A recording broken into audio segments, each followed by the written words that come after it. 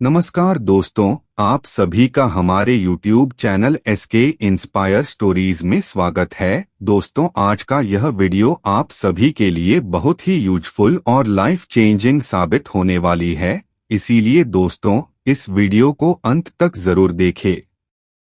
किसी देश में एक राजा राज्य करता था।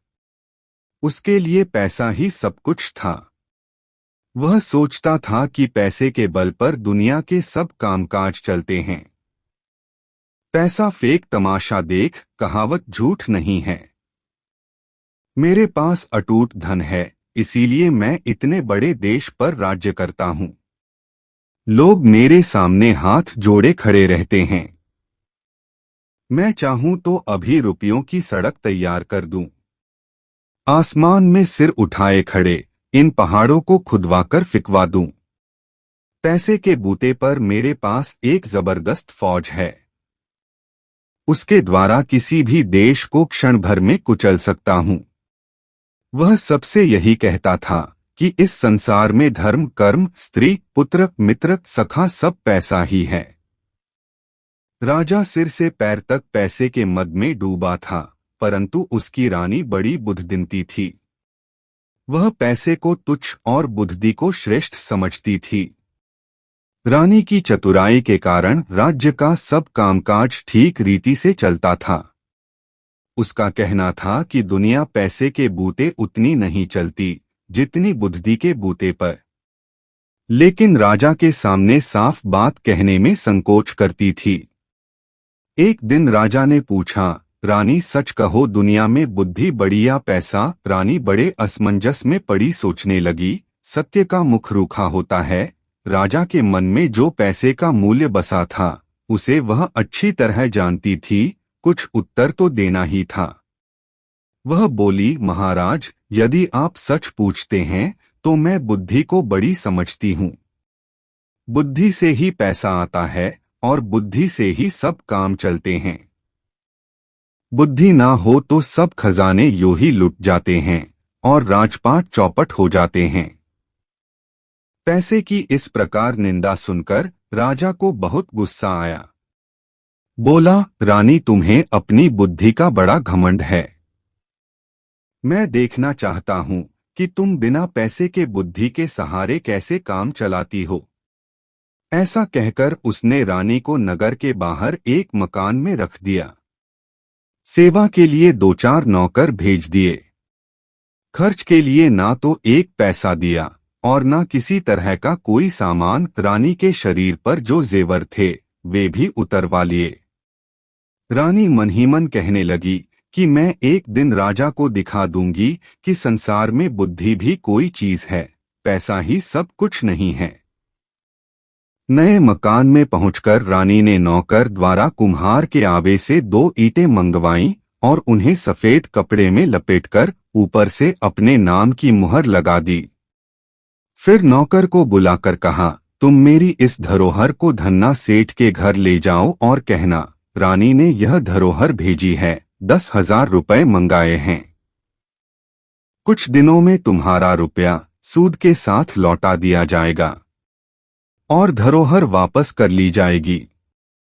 नौकर सेठ के यहाँ पहुंचा। धरोहर पर रानी के नाम की मुहर देखकर सेठ समझा कि इसमें कोई कीमती जेवर होंगे। उसने 10,000 रुपया चुपचाप दे दिया। रुपया लेकर नौकर रानी के पास आया। रानी ने इन रुपयों से व्यापार शुरू किया। नौकर चाकर लगा दिए। रानी देखरेख करने लगी। थोड़े ही दिनों में उसने इतना पैसा पैदा कर लिया कि सेठ का रुपया चुका दिया और काफी पैसा बचा रहा। इस रुपए से उसने गरीबों के लिए मुफ्त दवाखाना, पाठशाला तथा अनाथालय खुलवा दिए। चारों ओर रानी की जय जयकार होने लगी। शहर के बाहर रानी के मकान के आसपास बहुत से मकान बन गए और वहां अच्छी रौनक रहने लगी।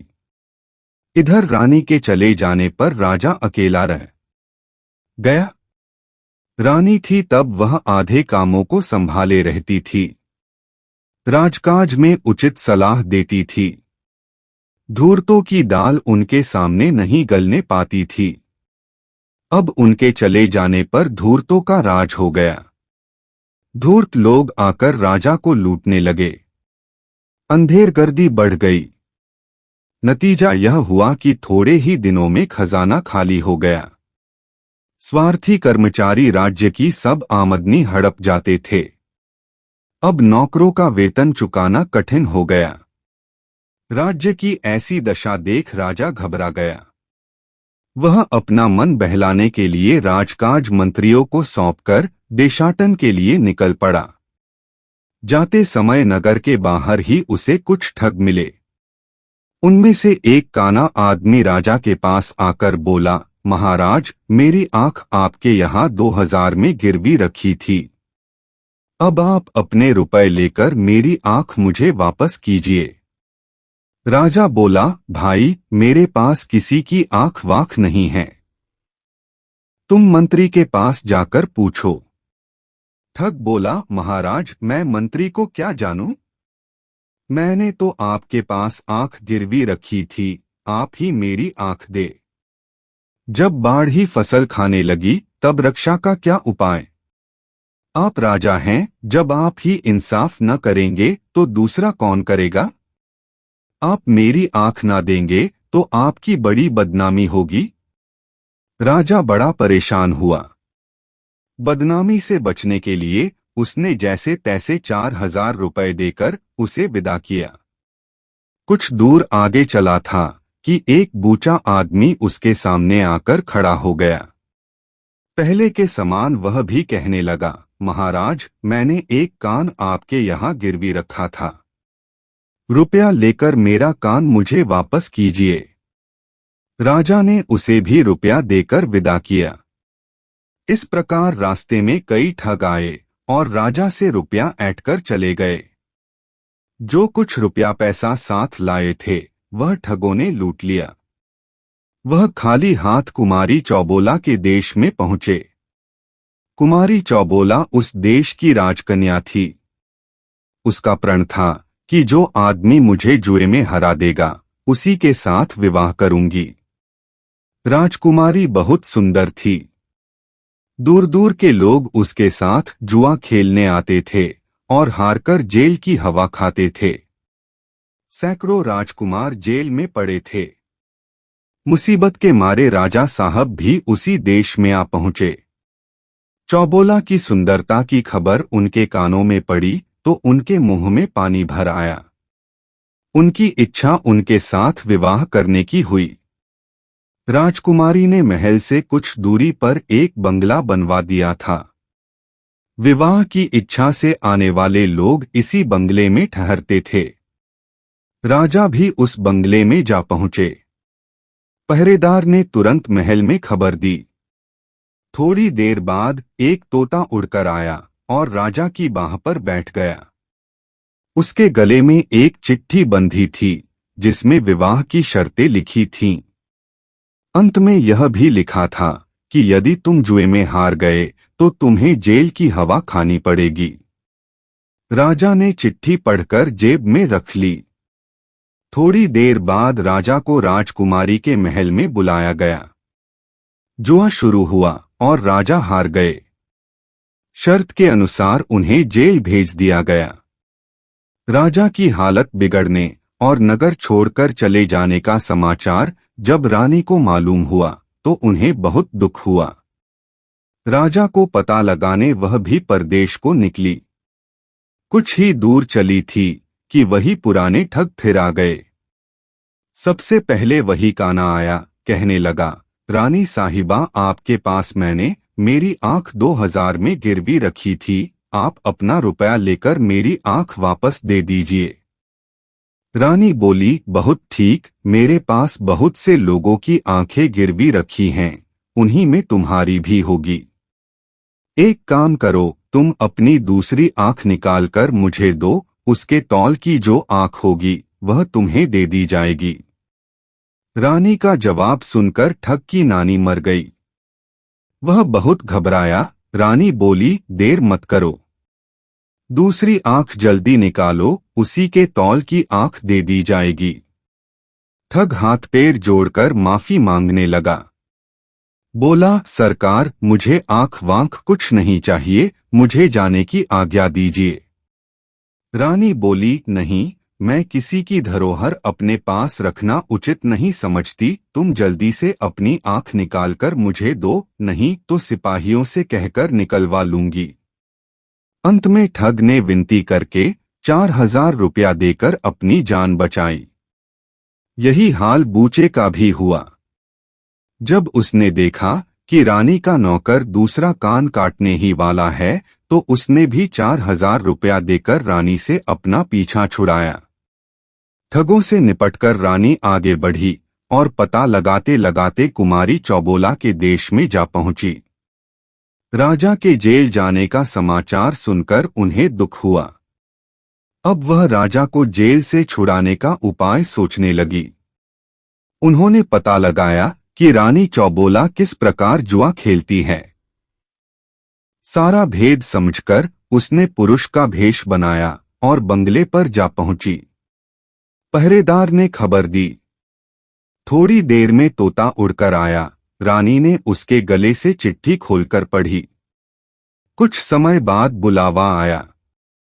रानी पुरुष वेश में कुमारी चौबोला के महल में पहुंची। उन्हें देखकर चौबोला का मन न जाने क्यों गिरने लगा। उन्हें ऐसा मालूम होने लगा कि मैं इस राजकुमार से जीत न सकूंगी। खेलने के लिए चौसर डाली गई। कुमारी चौसर खेलते समय बिल्ली के सिर पर दीपक रखती थी। बिल्ली को इस प्रकार सिखाया गया था कि कुमारी का दांव जब ठीक नहीं पड़ता था और उसे मालूम होता था कि वह हार रही है, तब वह बिल्ली के सिर हिलाने से दीपक की ज्योति डगमगाने लगती थी। इसी बीच वह अपना पासा बदल देती थी। रानी यह बात पहले ही सुन चुकी थी। बिल्ली का ध्यान आकर्षित करने के लिए उसने एक चूहा पाल लिया था और उसे अपने कुर्ते की बाह में छिपा रखा था। चौसर का खेल खेलने लगी। खेलते खेलते कुमारी जब हारने लगी, तब उसने बिल्ली को इशारा किया। रानी तो पहले से ही सजग थी। इसके पहले ही उसने अपनी आस्तीन से चूहा निकालकर बाहर कर लिया। बिल्ली की निगाह अपने शिकार पर जम गई। राजकुमारी के इशारे का उस पर कोई असर नहीं हुआ। राजकुमारी के बार बार इशारा देने पर भी बिल्ली टस से मस न हुई। राजकुमारी हार गई। तुरंत सारे नगर में खबर फैल गई। राजकुमारी के विवाह की तैयारियां होने लगीं। रानी बोली, विवाह तो शर्त पूरी होते ही हो गया। रहा भामवरे पड़ने का दस्तूर, वह घर चलकर कर लिया जाएगा। वहीं से धूमधाम के साथ शादी की जाएगी। चौबोला राजी हो गई।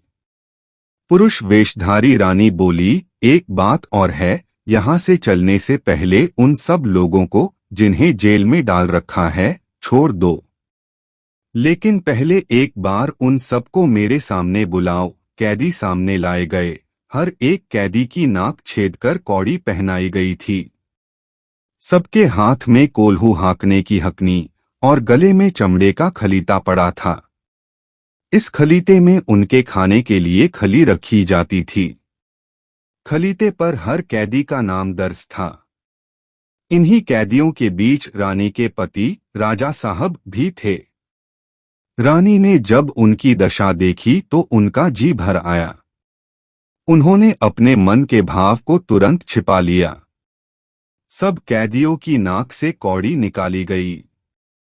नाई बुलाकर हजामत बनवाई गई। अच्छे कपड़े पहनाकर उत्तम भोजन करा के उनको छुट्टी दे दी गई। राजा ने राजकुमार की जय बोलकर सीधी घर की राह पकड़ी। दूसरे दिन सवेरे रानी राजकुमारी चौबोला को विदा कराकर हाथी घोड़े, दास दासी और धन दहेज के साथ अपने नगर को चली। रानी पुरुष वेश में घोड़े पर बैठी आगे आगे चल रही थी। पीछे पीछे चौबोला की पालकी चल रही थी। कुछ दिन में वह अपने नगर में आ पहुंची और नगर के बाहर अपने बंगले में ठहर गई। राजा जब लौटकर अपने नगर में आए तो देखते क्या हैं कि रानी के मकान के पास औषधालय पाठशाला, अनाथालय आदि कई इमारतें बनी हैं। देखकर राजा अचंभे में आ गया। सोचने लगा, रानी को मैंने एक पैसा तो दिया नहीं था, उसने ये लाखों की इमारतें कैसे बनवा ली। पैसे का महत्व उसकी नजरों में अभी तक वैसा ही बना हुआ था। संध्या समय उसने रानी को बुलवाया, पूछा, कहो रानी, क्या अब तुम्हारी समझ में आया कि बुद्धि बड़ी होती है या पैसा। रानी कुछ नहीं बोली। चुपचाप उसने राजा के नाक की कौड़ी, खलीता, हंकन और खली का टुकड़ा सामने रख दिया। राजा विस्मित होकर रह गया। सोचने लगा, ये चीजें इसे कहाँ से मिली। इतने में रानी कुमारी चौबोला को बुलाकर उनके सामने खड़ा कर दिया। अब राजा की आंखें खुली। वह समझ गए कि चौबोला की कैद से छुड़ाने वाला राजकुमार और कोई नहीं, उसकी बुद्धदिमती रानी ही थी। राजा ने लज्जित होकर सिर नीचा कर लिया। फिर कुछ देर सोचकर कहने लगा, रानी, अभी तक मैं बड़ी भूल में था। तुमने मेरी आंखें खोल दी। अभी तक मैं पैसे को ही सब कुछ समझता था, पर आज मेरी समझ में आया कि बुद्धि के आगे पैसा कोई चीज नहीं है। शुभ मुहूर्त में चौबोला का विवाह राजा के साथ धूमधाम से हो गया। दोनों रानियां हिल मिलकर आनंदपूर्वक रहने लगी। दोस्तों, हमारी यह वीडियो आपको कैसी लगी, कमेंट में जरूर बताइएगा। इसके साथ वीडियो को लाइक, शेयर और सब्सक्राइब करना मत भूलिएगा। धन्यवाद। आपका दिन शुभ हो।